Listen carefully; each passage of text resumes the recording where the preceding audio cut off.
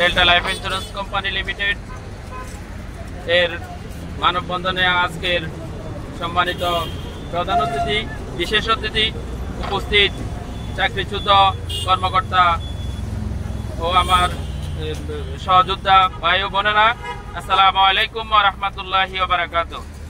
আজকে আমরা এখানে একত্রিত হয়েছি। আমরা দীর্ঘদিন এক একজন ডেল্টা লাইফে চাকরি করে আসছি। 1986 সাল থেকে প্রতিষ্ঠিত এই কোম্পানিটি হাঁটি হাঁটি পা পা করে আমাদের পরিশ্রমে আজকে উন্নয়নের শীর্ষ ধারে উপনীত হয়েছে। এ পর্যায়ে এসে একটি পরিবারতন্ত্র আওয়ামী লীগের দোসর হাফিজ আহমেদ মজুমদার এর পুতুল চেয়ারম্যানের নেতৃত্বে একটি পরিবারকে পরিচালনা পর্ষদের নেতৃত্ব দিয়ে আজকে তারা অবৈধভাবে এই পর্ষদ দখল করে আছে। অবৈধভাবে এই পর্ষদে থেকে বিনা নোটিশে প্রায় 120-এর অধিক কর্মকর্তা কর্মচারীকে তারা বরখাস্ত করেছে, যা খুবই ন্যাক্কারজনক।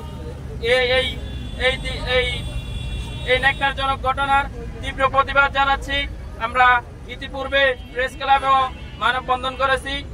আমাদের ধারাবাহিক আন্দোলনের অংশ হিসাবে আজকে আমরা সিকিউরিটি এক্সচেঞ্জ এটা বড় অভিভাবক, আমরা এখানে মানববন্ধন করতেছি, তাদেরকে বিষয়টা অবগত করতেছি। ওনারা যাতে অনতিবিলম্বে ডেল্টা লাইফের এই ভুয়া পরিচালনা পর্ষদ ভেঙে দিয়ে অনৈতিকভাবে যাতে চাকরিচ্যুত করা হয়েছে 120-এর অধিক কর্মকর্তা কর্মচারীকে, তাদেরকে পুনর্বহাল করার জোর দাবি জানাচ্ছি। ডেল্টা লাইফে 1991 সালের 10 সেপ্টেম্বর থেকে কাজ শুরু করি। মার্কেটিং কাজ করতে করতে ডেল্টা লাইফে টোটাল যে অ্যাসেট 1/3 একমাত্র আমি অবদান। আমার সংগঠন ছিল সিলেট বিভাগ, কুমিল্লা বিভাগ, চট্টগ্রাম অর্ধেক। এইটুকু এলাকায় ঘুরে পরে আমি 1700 কোটি টাকা যখন প্রিমিয়াম দিই তখন আমার সংগঠনের ভাঙ্গি দেয়। এরপরে আমি যখন প্রতিবাদ করি তখন আমার ফেনিও ভাঙ্গি দেয়। এরপরে সর্বশেষ প্রশাসক যখন ক্ষমতায় বসে 2001 সালে, তখন প্রশাসক আমাকে বলে যে ডেল্টা লাইফ চালাইতে হলে তোমাকে লাগবে, আমাকে নিয়ে আসে কেন্দ্রে। আমি 100 কোটি টাকা প্রিমিয়াম করি। তখন আমি সমস্ত লোকের পেমেন্ট দিনেরটা দিন দিয়ে দিই, মেচুরিটি হইলে দিয়ে দিই। এখন তারা মামলা করে সমস্ত টাকা আটকে রাখে। আমি ফিল্ডে কালেকশন করে দিনের টাকা দিনে পরিশোধ করি। তখন এটা শুনে মনে বৃদ্ধি পায়। তখন মঞ্জুর রহমান আমাকে বলে, তোমার কোন বাবা আছে আমি দেখবো, তুমি যে এইভাবে ব্যবসা করতেছো কেন, ব্যবসা করিও না। আমি বলছি দেখেন, আমি আমার সরকার বলছি ব্যবসা করার জন্য, আপনি বলেন করিও না, আমি তো ব্যবসার লোক, ব্যবসা করব।